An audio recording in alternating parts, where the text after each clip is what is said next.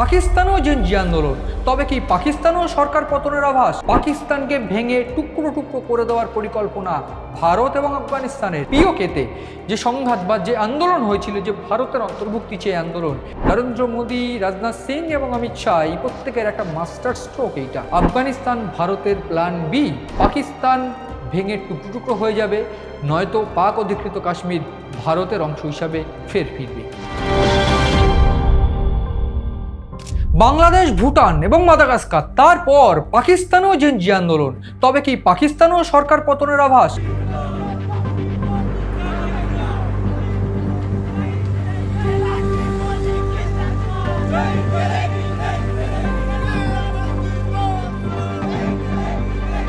কেন বারবার উত্তপ্ত হয়ে উঠছে পাক অধিকৃত কাশ্মীর?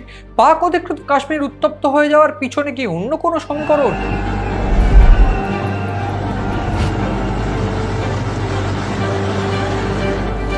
কাদের ইন্ধন রয়েছে, নাকি পাকিস্তানকে ভেঙে টুকরো টুকরো করে দেওয়ার পরিকল্পনা ভারত এবং আফগানিস্তানের?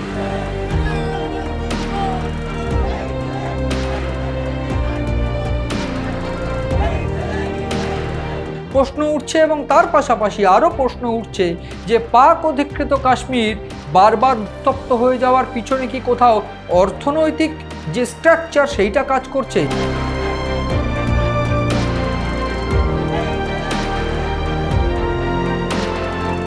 আপনারা দেখছেন ইনসাইড। নমস্কার, আমি আপনাদের সঙ্গে রয়েছি মণি ভট্টাচার্য।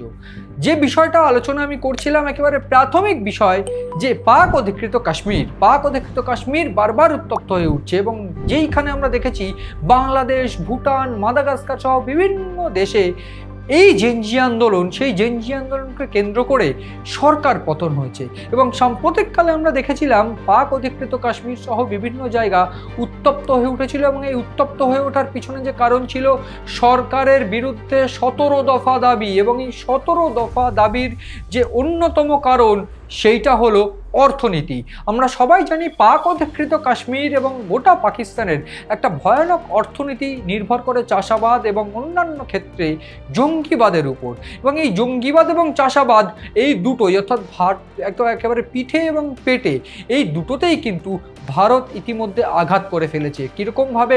একদিকে যখন আমরা দেখতে পেয়েছি যে পাক অধিকৃত কাশ্মীর জুড়ে বিভিন্ন ক্ষেত্রে যখন জঙ্গি দমন, অন্যদিকে অপারেশন সিঁদুরের এই ট্যাকটিক্যাল চালে সিন্ধু নদীর জলবন্টন নিয়ে যে প্রশ্ন তোলা বা সিন্ধু জলবন্টন চুক্তি বন্ধ করে দেওয়া, ঠিক এই জায়গায় চাষাবাদ সহ বিভিন্ন ক্ষেত্রে পাকিস্তান যে ভয়ানক ক্ষতির মুখ দেখতে হয়েছে পাকিস্তানকে, সেই ধাক্কার জন্যই কি বর্তমানে এই পরিস্থিতি পাকিস্তানের?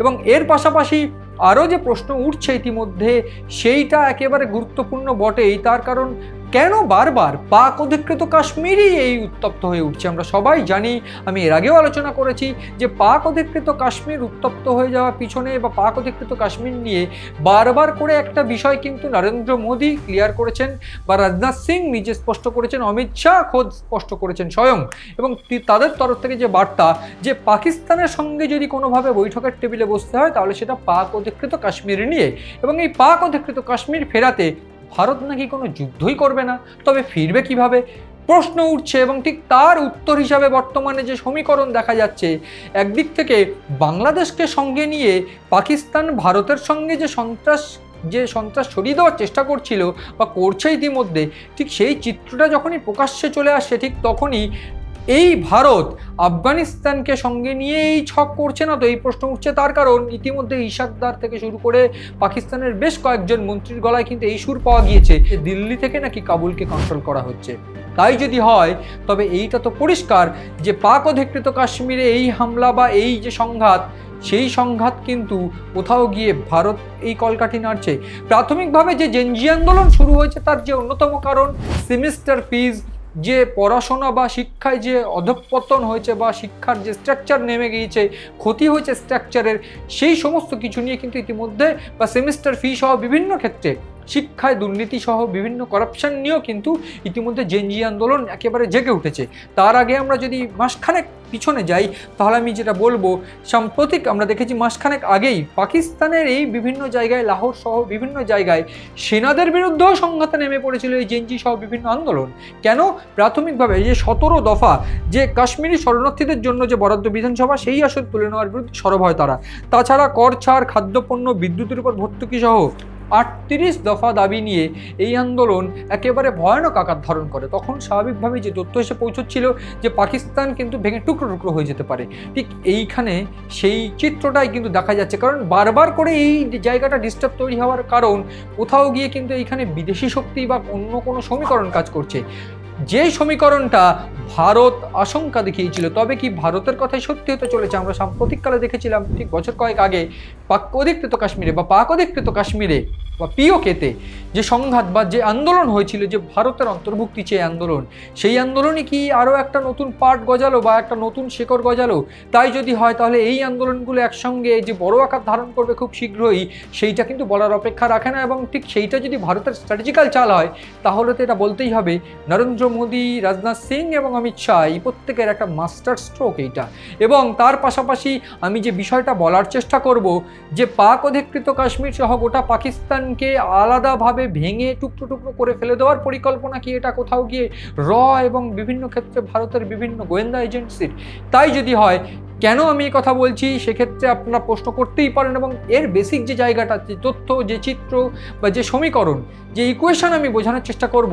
একদিক থেকে আফগানিস্তান, ঠিক যখন আমরা দেখেছি আফগানিস্তানের বিদেশমন্ত্রী আমির খান মুত্তাকি কখন এলেন, যখন কিনা পাকিস্তান তাকে আমন্ত্রণ জানালো, পাকিস্তানের আমন্ত্রণ ফিরিয়ে দিয়ে তিনি এলেন আমাদের এখানে, ভারতবর্ষে এলেন, 6 দিন কাটালেন।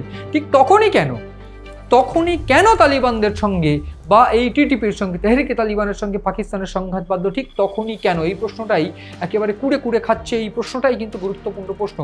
তারপর থেকে এই প্রশ্ন উঠতে শুরু করেছে, তবে কি আফগানিস্তান ভারতের প্ল্যান বি এবং ভারতের একটা সাইড, একটা কান্ট্রি? এবং তাই যদি হয় সেক্ষেত্রে এই মাস্টার স্ট্রোকটা আরও ভয়ানক হতে পারে। কারণ একদিক থেকে আফগানিস্তান হামলা করছে, ডুরান্ড লাইন বরাবর একটা বড় সংঘাত বা বড় একটা চিন্তার মুখে পাকিস্তান রয়েছে।